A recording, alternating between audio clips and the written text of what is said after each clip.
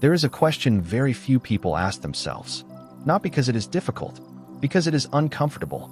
The question is this: what if the reason nothing is changing is because you are trying so hard to change it? Most people never consider that possibility. They assume more effort must be the answer. More affirmations, more visualization, more techniques, more discipline, more focus, more control. And yet, the harder they push, the more distant the desire seems to become. At first, this makes no sense. After all, effort creates results in many areas of life. If you want stronger muscles, you train. If you want to learn a skill, you practice. If you want to build something, you work. So naturally, people bring that same mindset into manifestation.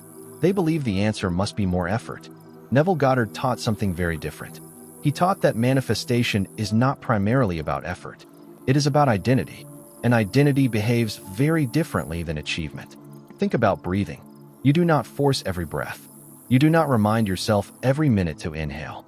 You do not create breathing through effort. You allow it. The process happens because it already belongs to your nature. Now imagine trying to force every breath consciously. Imagine monitoring each inhale, analyzing every exhale, checking whether breathing is working. The very effort would interfere with the natural process. Manifestation often works the same way. The more people obsess over results, the more they interrupt the state that creates results. They plant the seed, then immediately begin digging it up. Is it growing? Is it working? Did I do it correctly? Should I try another technique? Should I visualize longer? Should I repeat more affirmations? Every question quietly communicates the same message. It is not here, and that message becomes the state. Neville repeatedly pointed people towards something much simpler. Occupy the state, then rest. Not because nothing is happening, because everything important is happening. The problem is that many people do not trust simplicity. They trust effort. They trust struggle. They trust complexity. A complicated process feels productive. A difficult method feels valuable. But nature rarely works that way. Look at a tree. It does not struggle to become taller. Look at a river. It does not force itself toward the ocean. Look at the sunrise. It does not fight the darkness.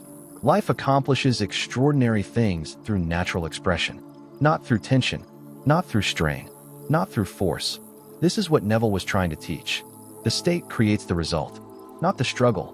Think about someone who constantly says, "I am trying to become successful." That statement sounds harmless, but notice the identity hidden inside it. The identity is someone trying, not someone succeeding. Trying becomes the state, and reality reflects the state. Now imagine a different person. This person no longer focuses on becoming successful. They focus on being the version of themselves for whom success feels natural. The state changes, the identity changes, and eventually the results change. This is why so many people exhaust themselves with manifestation.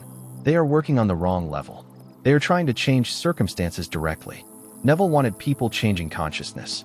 The person who feels wealthy thinks differently. The person who feels loved thinks differently. The person who feels secure thinks differently. And those differences eventually produce different experiences. The state comes first. The evidence comes later. Many people understand this intellectually. Very few trust it emotionally. Trust requires relaxation. And relaxation feels dangerous to a mind trained to believe that effort creates everything. The mind says, if I stop pushing, nothing will happen. But often the opposite is true. The pushing itself is what keeps the desired state away. Because pushing implies distance. Pushing implies lack. Pushing implies absence. The fulfilled version of you is not pushing. The fulfilled version of you is living. Imagine having what you desire already, not the moment of receiving it. Several months later, after it became normal, would you still be forcing? Would you still be checking every hour? Would you still be worried? Probably not. You would feel settled, natural, relaxed. That feeling is not the reward. It is the cause. This is why Neville encouraged people to live in the end. Not because he wanted them pretending, because he wanted them resting in a new identity. The identity of someone who already has. And someone who already has does not struggle to get. They simply are. So perhaps the answer is not another technique. Perhaps the answer is less interference, less monitoring, less forcing, less trying, more acceptance, more trust, more occupying, more being. Because the law does not respond to effort. It responds to state. And the state most people are searching for is often found the moment they stop trying so hard to create it.